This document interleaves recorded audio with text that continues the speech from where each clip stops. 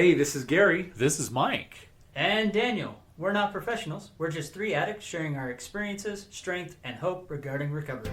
Having had a spiritual awakening as a result of these steps, we tried to carry this message to other addicts and to practice these principles in our lives.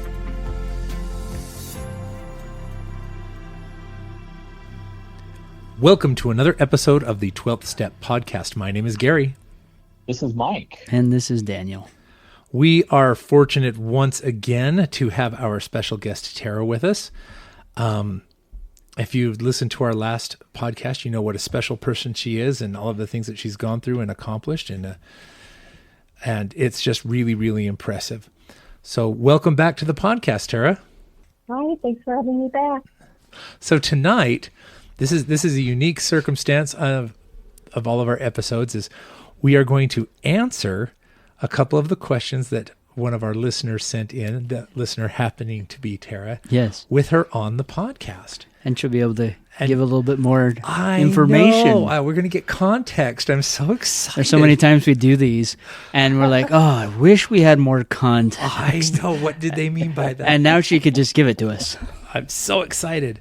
Okay, so why don't we let Tera actually ask the question? I want to hear what her thinking was when she actually thought the question up. I don't know if she has the questions in front of her, so I'll go ahead and read them. And then, Tera, if you'll rephrase them or ask it or give us a little bit of context. How does that sound? Okay.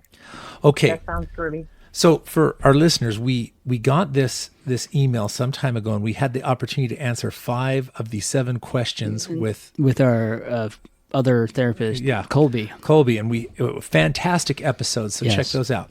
But we ran out of time, but we've got 6 and 7. So number 6 says, the shame betrayed partner's experience when they keep the secret. So give us a little context for that. Well, first of all, I was so busy protecting my spouse because I wanted the marriage to work, and I wasn't sure how things were going to unfold. I kept it a secret from my sisters, my family, my kids, my friends, and the whole community. I just kept it a secret. And a lot of my relationships suffered because I was just kind of too afraid to come out of the house. I knew they would read that I was depressed, and then they would worry about me, and I didn't want anybody worrying about me, and I didn't want to be pinned down with a lot of questions. So I had a lot of shame for myself after a while, because here I am protecting someone who betrayed me, and all the people who didn't betray me were feeling betrayed by me because I was absent or half there, and they were worried about me. So that gave me a great deal of shame. I had shame for myself that I was so paralyzed and why I couldn't get out of shock. It's like, okay, what else do you need? It's there. The writing's on the wall. There's been a confession. Don't you have any self-respect? I mean, 90% of betrayed partners would be walking out the door and saying it was over. So it made me do a mental health inventory of myself that I was willing to keep putting up with red flags. But I'm such a hopeful person by nature, and I'm a cheerleader by nature. But at a certain point, I really just had to walk away because I was embarrassed for myself. I am so glad that, because I did not read that question like that at all. No. In fact, the way that I read it was the shame betrayed partner's experience when they keep the secret, meaning that when the betrayer keeps the secret. So no, I'm so glad you did that, because I actually have some, I wasn't sure what I was going to say the way I read the question, but I actually have some interesting insight on this. I mean, this is what I want to jump in real quick. Sure. The one thing that is fascinating, and I'm really grateful for this opportunity, is we've talked so much about the shame, the addict has. Sure. that we never really get to talk about or see how much shame that the betrayed partner carries. I know. In fact, it's so funny. It's so prevalent that I read the question through that lens. Yeah. Yeah. And so, the shame around Tera was so heavy that she was pushing away people that cared and loved her. And, you had this mentality that you had to protect yourself. You had to protect your spouse. Because I'm assuming that if this secret got out, they would think negative of you and him. And unfortunately, there's a lot of negative connotations that come with this addiction. You had this idea of what a marriage is going to be like. You wanted to grow old with this person. He had some great qualities. Unfortunately, the negative qualities that he also had really impacted your life and really started creating a dynamic that was poisonous, unfortunately, because he just wouldn't see the light and see what his actions were causing and how they were affecting you. Do you know, it's interesting that you say that because, I was in 2011, I was busted. Okay. And I've shared that story here before, but I didn't really start my recovery until 2013. Yeah. But there was a big difference between the two because in 2011, my wife and I tried very, very hard to keep everything that we were going through quiet. Okay. There was very little reaching out. Very few people knew what was actually going on. Those that had an idea of what was going on didn't have a lot of the whole story or context or anything like that. And so and we thought that, she was doing this to protect me, or at least that's what she thought that she was doing, that, we were going to protect this reputation, that we were doing all of these things. It never occurred to me, or I didn't realize until much later when we went through it again, only this time we were just open, to a lot of things, how much we handicapped ourselves. We cut people off that had answers to the questions or were available to help. I remember watching my wife in the second round when I was being open and she was so confused when I gave her permission. I shouldn't say I gave her permission, but she asked me, can I talk to people? Can I talk to my friends? I said, absolutely you can. It's, it's your story too. You need to do what you need to do for your recovery. And you don't need to worry about if it's going to embarrass me. Yeah. I'm not worried about that anymore, but it was so interesting to contrast the two in this, that suddenly it freed her to create a support system, to get the help that she needed.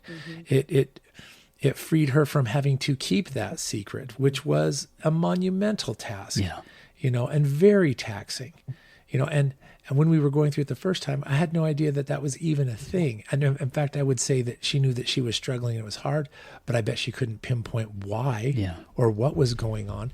So no, it's a completely different world. If you put not only for you, but for your spouse as well, if you guys put yourself in that situation, I mean, you're only as sick as your secrets. Yeah. Right. And the ability to confide in others and to get the help that you need and things like that opens up many, many doors. So, we can just use Tera as a comparison right now. Yeah. Past Tera was keeping that secret. She was pushing away family. She wasn't happy. She was miserable. Using some of her own words. Now she's thrown the doors wide open. There's a book about it that she's written. She's telling her story now. She's told other people. And I don't know what Tera sounded like then, but Tera sounds so much lighter now. Sure. Just conversing with us, she's lighter, she's happier, she's not hiding. We talk about her like she's not here. Yeah. Hello. I'm here. Yeah, she's still here. But that's what is amazing. That was the huge thing that was kind of the door opener for me. It was a secret. I couldn't tell other people. My spouse couldn't tell other people. Once I finally did, I met with you and I told you that. And then I met with the therapist and then I told it in, our Sage group. And I just kept telling that story. That burden became lighter and lighter and lighter and lighter to the point that now I can tell it and it's not a big deal. And I've just passed 5 years of recovery. And it's like, in the past, it was like, no, I can't tell anyone. Yeah. If anyone knows, life is going to explode. And I'm pretty sure, and correct me if I'm wrong, Tara, you probably felt this way. That if someone found out, everything would explode and go down the drain. Well, because it's sexual addiction too, like you guys said, nobody can understand that. Yeah. They just take it to different extremes, Mm-hmm. and then all of a sudden, it's like, well, then what did you have to do with that equation? It's just like this whole thing. Don't want out there because people don't understand, and Or they the make, game of telephone. yeah, or they make assumptions. The story keeps getting worse and worse and worse. I have a sense that Mike is just dying to say Yes, he something. is. Yes, he is. It's hard not being in the exact same room It because is. I've been sitting here thinking, when am I going to jump in? When am I going to jump in? When am I going to? I was sitting here thinking of my own experience, and I certainly when I convey this, Tara, I want you to absolutely know right up front, this is not an excuse for any addictive behavior in any way, Correct. shape, or form, but because I don't justify my actions in the years and years of abuse that I put my wife through because of my addictive behavior. But I do remember a comment that one of the Patrick Carnes, some of the literature that we've read as we've gone through our own experiences, whatever. But he makes the observation that we've actually done some level of brain damage as a result of our addictive behavior. And I think about that as you share your own story and the experiences that you had with your past ex, and his behavior even now, to the idea and to the sense of he honestly believes that. Well, I won't put in his words what he believes. I'll tell you what I thought.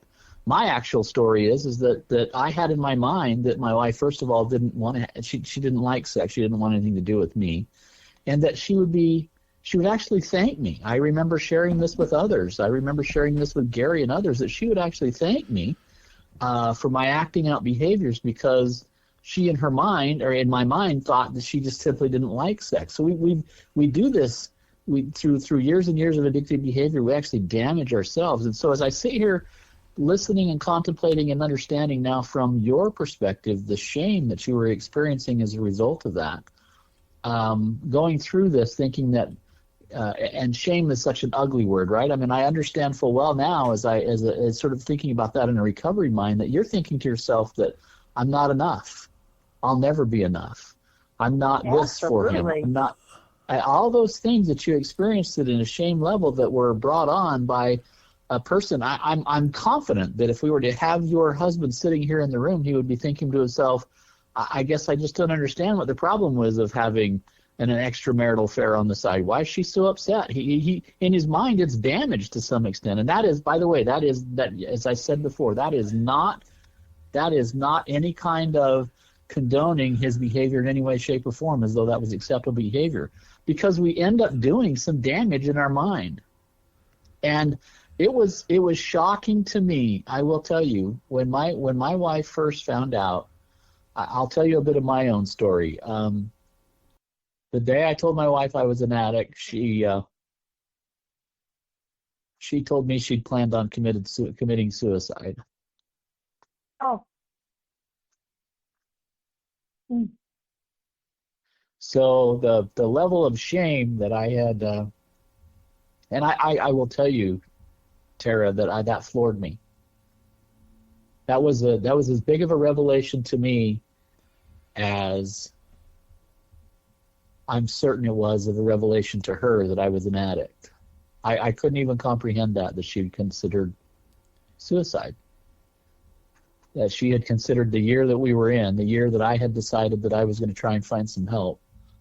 And the year was important in my circumstance. She'd indicated earlier on in a situation that if my kids were that if I'd ever had an affair, that she would take my kids and I'd never see them again. And that was a big deal to me. And so I couldn't do anything until my final had graduated from high school. I felt hobbled by that. And so the year was big. And she had decided in that same year. So the same year I decided to get help was the same year she decided to end her life. And so when you talk about that shame, that weighs heavy on my mind. And I was amazed at how completely disconnected to what she was going through, what I was experiencing. When Carnes talks about brain damage, I think I fully experienced brain damage. So I agree. The porn can rewire your brain, right? Oh, absolutely. Right. You just need a bigger dopamine hit, all the time. But betrayal rewires the brain of the betrayed partner too, and it takes us a long time to rewire. That's right. In fact, one of the presentations that I remember listening to from a CSAT trained counselor is that they actually consider sexual abuse or sexual addiction to be a form of abuse, because it's literally is.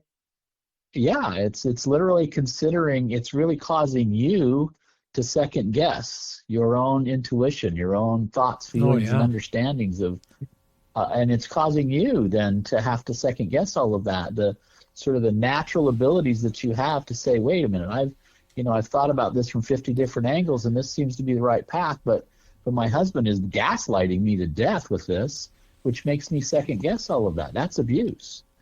And I never had looked at that as well. All right, should we go to the next question? Let's go to question number 7. Okay. The impact of the sexualization of everything and how it affects the betrayed partner. Oh, that's a hard one to reconcile with for me.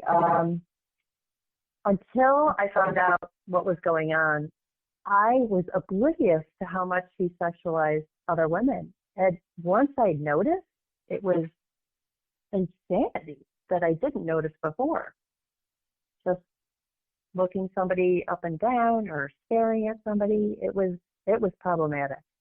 And I would gently tap him on the shoulder to kind of get him out of a trance sometimes. I'm standing right next to you. I got dressed up. I put lipstick on. I got high heels on. What do you want?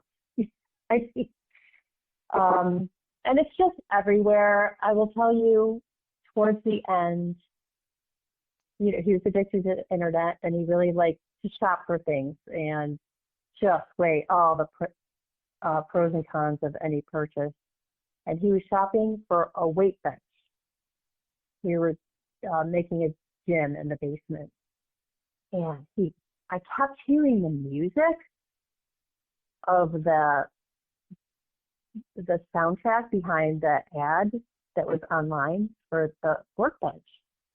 And after an hour, I kept hearing it and hearing it and hearing it. I'm like, oh my gosh, he hasn't pulled the trigger on making this purchase yet.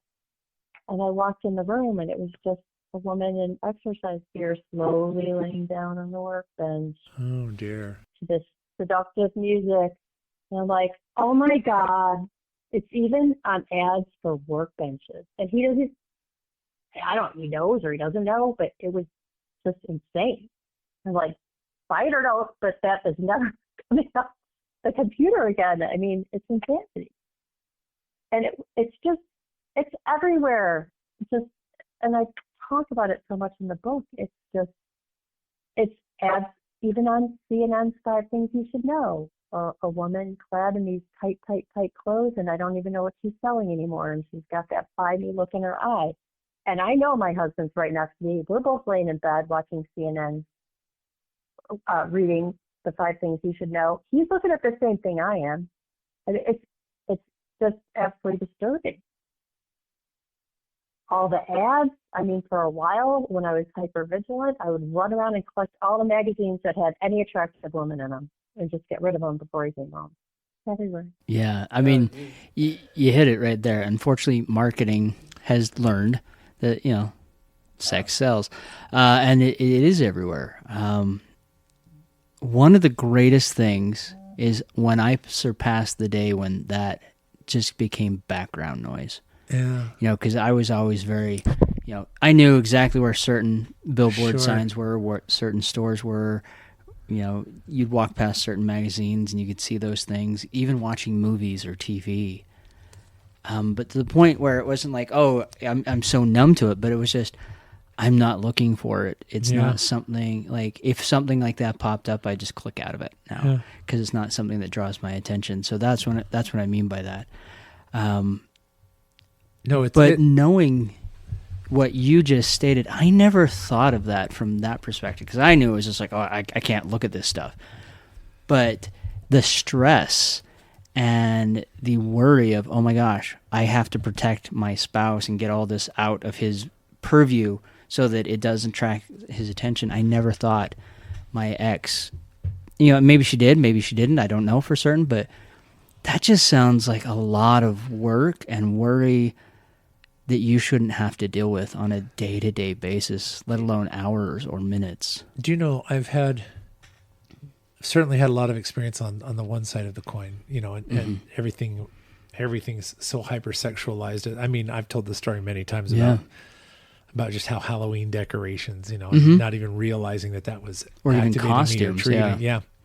Just, even unrelated stuff, it was so connected that it would drag me there.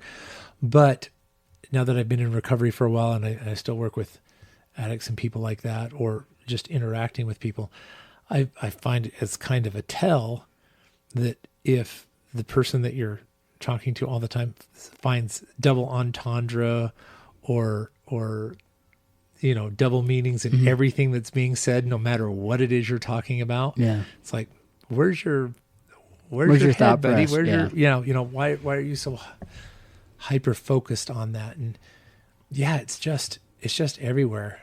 But that's an interesting perspective. I'm going to ask my wife about that. Tara, I got to think that feels like the exercise you're going through is certainly an exercise in futility, because there's no shortage of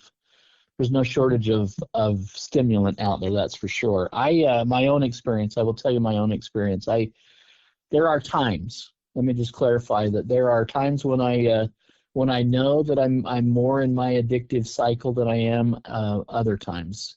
And one of the ways I know for me is, and we talk about this in some of our past episodes regarding first and second order changes, but one of the things that's very specific for me is that when I walk into open spaces with lots of people, am I seeing, and we're not even necessarily talking about what people are wearing or what they're not wearing, but I'm just simply seeing parts versus people. And I have to be really careful of that. I know when I'm vulnerable, and that I'm in a space where perhaps I'm not as secure or safe as I want to be, and I have to put up guardrails for those particular periods of time. Hey, this is not a time to be at the mall to pick up lunch. This is not a time to travel. This is not a time to do a few things like that. Those are real life experiences, and if I had a spouse who was paying attention to what I was looking at all the time, and then trying to literally erase all those people that are at a mall, that again, an exercise in futility. I just don't see how that's even doable. But that's what goes on in my mind, in my addictive mind. In my healthy mind, I don't see any of that. So what I see is I see people, I see faces, I see humans who are having a very mortal experience. There are lots of times when women put on clothes that it may be literally the only thing they had in their closet. But I can tell you that it's probably not for an addictive mind, it's not a healthy thing. So we talk about that in our podcasts a lot of times, and there's no question about it that from an addict brain, from an addict mind, it takes a lot of time. I've been at this for a very long time. In fact, all three of us have been at it a very long time. And it is possible. It literally is possible to be working on the stage of our mind, to literally be saying, that's a thought that I do not want to be having right now, and I can remove that. I can get rid of that. But the only way that happens is to remove the stimuli of sitting there watching the advertisements for a workbench for an hour. Yeah. That stuff has to simply go away. That can't be a part of our lives on a continual basis and expect us then to be successful in removing those scenes from our stage, or from our mind. We just simply can't do that. But it is possible, and that's what I work on at this later stage in my addictive recovery, is to be focusing on the thoughts and where I'm at emotionally, and dealing with the stresses of the day, so that I don't revert back to those addictive behaviors, like walking into open spaces and seeing more than I want to see. Sure. Well, and not only that, I mean, the part of the question here is the impact. I mean, I think the impact here, she kind of hit on it, was, here I am dressed to the nines next to him and he's not paying attention. Or I'm laying in bed to him. Yeah.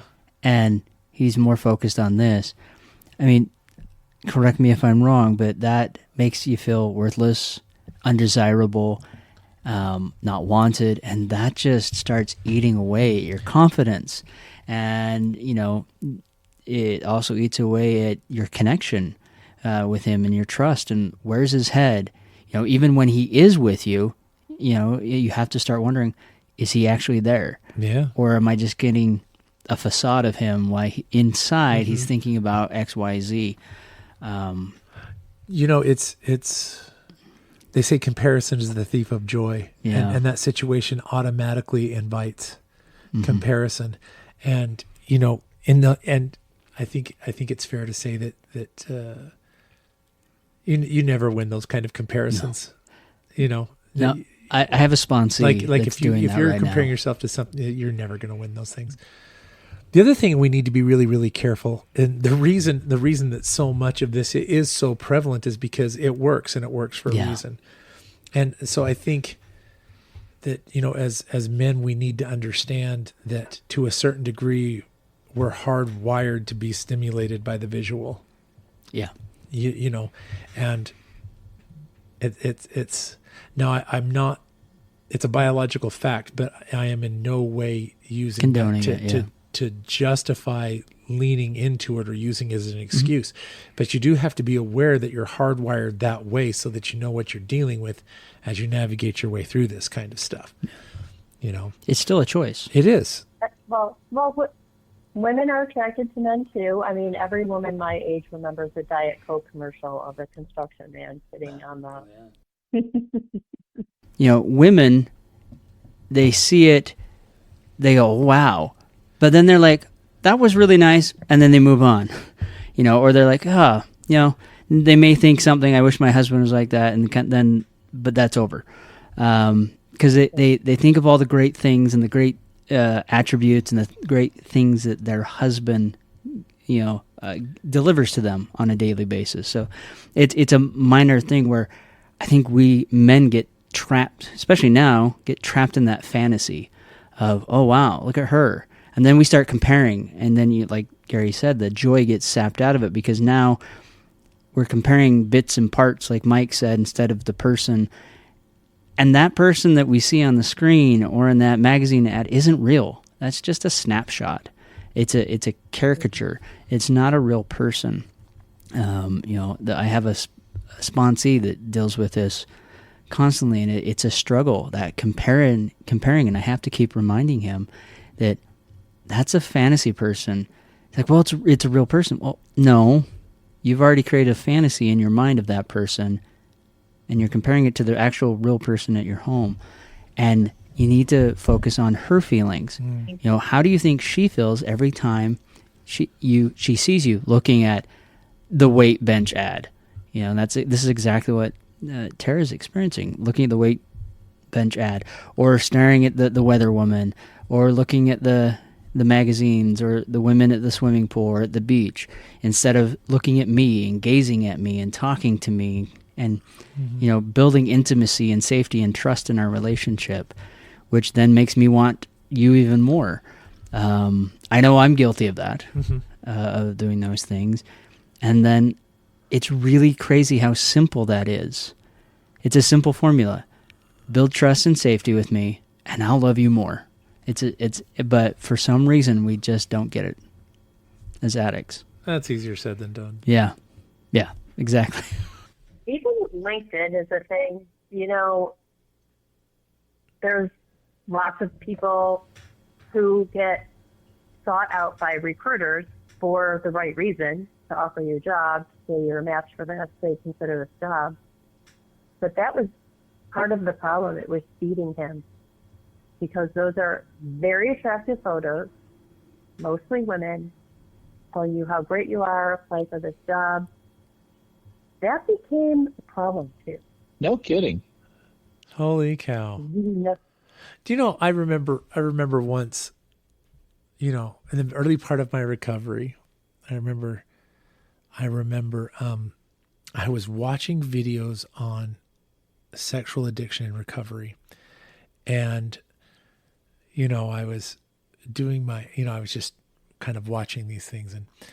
And one of them was actually, I don't even know how to explain it. It was like an ad for, it wasn't pornographic material, but it was like an ad for it, right? And it was kind of disguised as this. And I thought, that's just dirty pool, you know? And sometimes I feel like, you know, this, oh man, it's just not fair. It's like a minefield a lot of times. You just have to, but you know, like Shane said, you can't sterilize your environment. So you have to figure out what you're going to do and how you're going to deal with it. I just knew it was problematic for him. Sure. It was problematic for him. A lot of people would not even go there. You're right. They wouldn't even think of it that way. Yeah. But with the addiction, that was just something that was also feeding. But you know what? I think it's also fair to say that the people who designed that commercial knew exactly what they were doing. You know, and there was an appeal. Now, sure, an addict is going to spend hours looking at that, and it's going to be a real problem. But that normalizes it, that makes it common. There's still the appeal, you know. Even a healthy person who has healthy man who has all of their ducks in a row, you know, you put something like that in front of them, they're going to notice, you know. Now they'll handle it correctly and move on, but Well, I mean, it's kind of like fishing. When you go fishing, you put bait on the hook, throw it out there, and hope you get something. But if you fish with the same stuff they feed them in the hatcheries, you're always going to catch a fish, which is why it's illegal.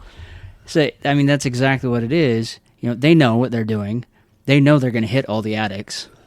You know, they're automatically going to get them hooked. And they're making more. And the people that are normal, you know, that don't have the addiction, that's what I mean by saying normal, you know, they glance at it and they're like, maybe not. They can pass on it. But because our brains have been wired a certain way, you know, as Mike has said, there's a form of brain damage. We see that and immediately, like everything else that we should be paying attention to, kind of gets shuffled off to the side. Which, let's segue back to the original question. How does it affect the partner to be aware of that? And again, it creates an unfair comparison in their mind. Mm-hmm. And uncertainty. Do you know what, Tara, I don't know if you've ever heard me say this on one of the podcasts. Do you know what one of the biggest regrets of my life is?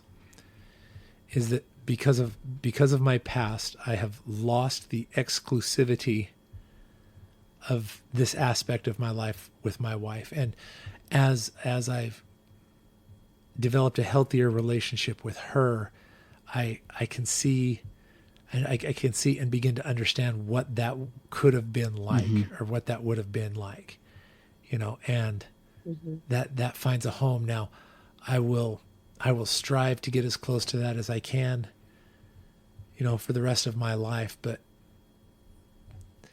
you know, and it breaks my heart to think that I ever put her in a situation where she would think that way or feel that way or think that I think that way, you know, because so often that wasn't the case, you know, because anyway, I don't know.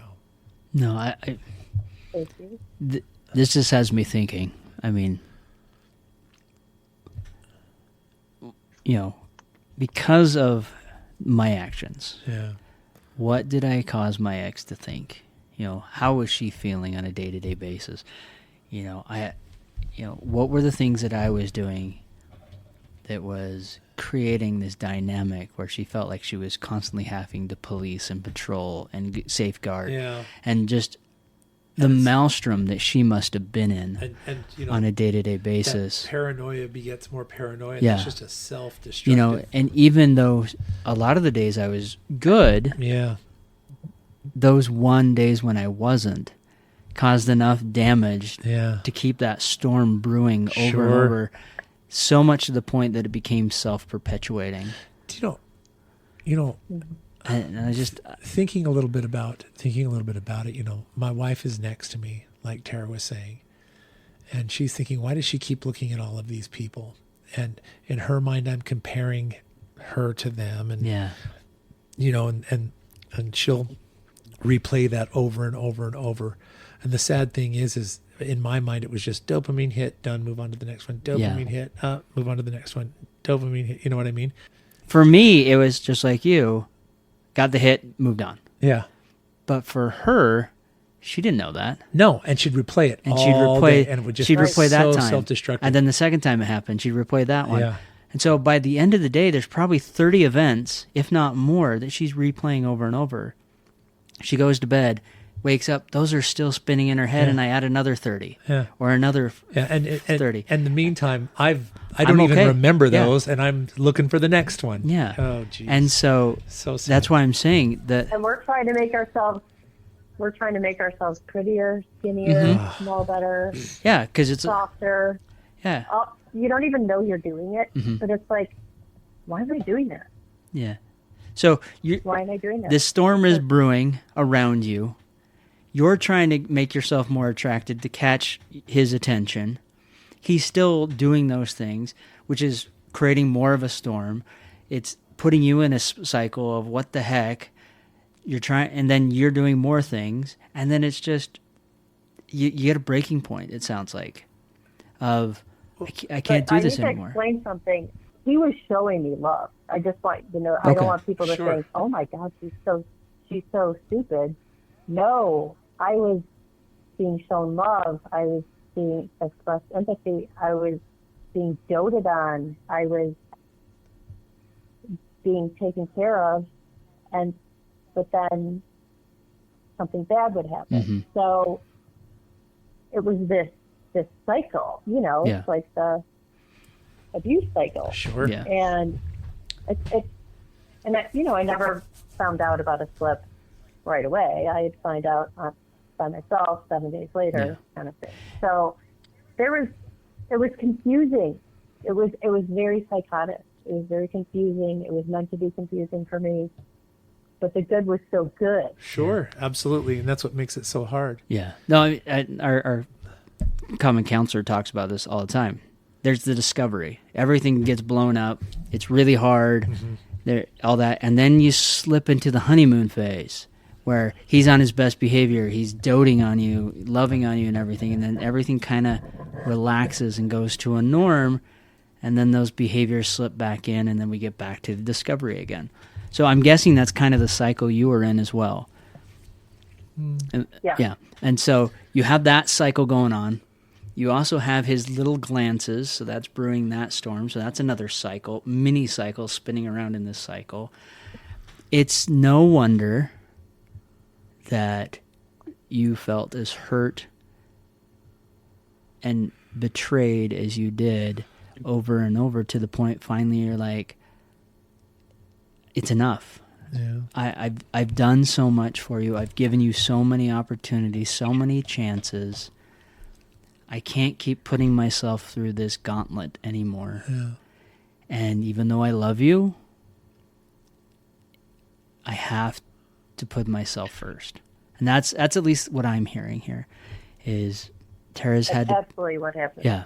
And as I'm sitting here, my heart breaks and it aches, because not only for you, but thinking back of, okay, I know I wasn't all the problems in my marriage, but I did this. Mm-hmm. And that just hurts. So I'm sorry you had to go through that. I definitely am. That, Thank you. I wish I could have come out of that tailspin sooner for myself. I don't think it would have changed the outcome of my marriage, but I could have at least atoned a little bit for some of the damage I created. Something that, as my wife and I started to navigate some of that kind of dynamic, Mm-hmm. something I heard that really stuck with me and was that alcoholics don't drink because they're thirsty. Yeah. you know, and that was, and then, you know, we were talking to Shane, and Shane looked at my wife and says, alcoholics don't drink because they're thirsty. He says, it's not any failing of your person or character. Yeah. That is why he did what he did, which was absolutely true. But, oh, well. Anyway. But if alcoholics drink and they get cirrhosis of the liver, it's because they drink. That's true. Yeah. But if a sexual addict keeps having sex with his wife and she gets an STD because of his sexual addiction. Yeah. Nope, you can choose your actions, but by the grace of God. Yeah, exactly. I don't have. Yeah, that's Shane's famous thing, you know. You choose your actions, the world chooses your consequences. And then, you know. And yeah, it definitely does. Wow, another fantastic discussion. Mike, do you have anything to say? We know you do. Yes, but because you told me, yes, I have lots to say. I always have lots to say. Tera, first and foremost, thank you so much for being on our show. I literally have enjoyed this conversation with you. I will tell you that I think I move from episode to episode, and it's not very often that I have somebody come on the show who literally sort of rattles my everyday living and my moving about as you have. I really believe this has been my episode. This has been for me and my recovery, because I think honestly after so many years of working our recovery, doing the things that we do, oftentimes we just sort of fall into a routine of it all, and it's just to be reminded of how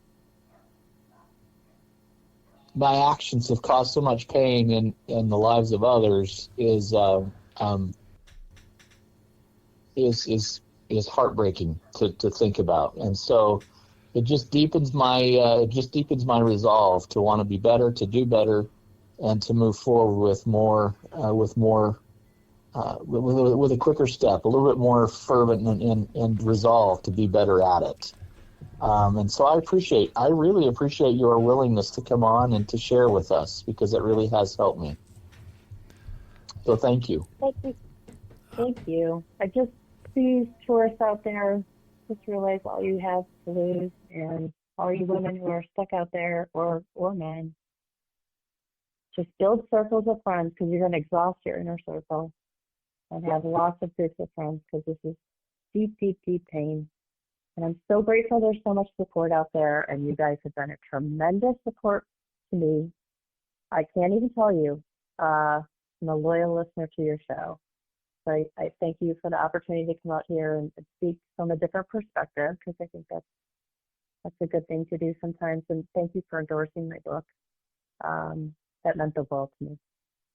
All right, just one more time, let everyone know what the name of your book is. And how they can get it. It's The Orange Post-it Note by Tera Lynch, and it's available on Amazon.com. That's absolutely fantastic. We wish you all the success with this and your future endeavors. Yes. Well, yes. Thank you, guys. Hey, no, thank you, really. And I'm going to echo Mike's sentiment. I feel the same way. I feel like this has been an episode for me, and you know, maybe I've conditioned myself just to kind of float along a little bit, and it's time to, again, refocus and take a little bit quicker step or longer stride and go forward. So really, thank you so much for coming on in these last couple episodes and sharing your experience and your thoughts with us. So with that, this is Gary saying, do the next right thing. And this is Mike saying, do the work necessary to find the peace that your recovery can bring. And this is Daniel saying, find the humility in your recovery. Thank you for listening to the podcast. If you like this episode, please give us a 5-star rating on iTunes, Spotify, or wherever you find us.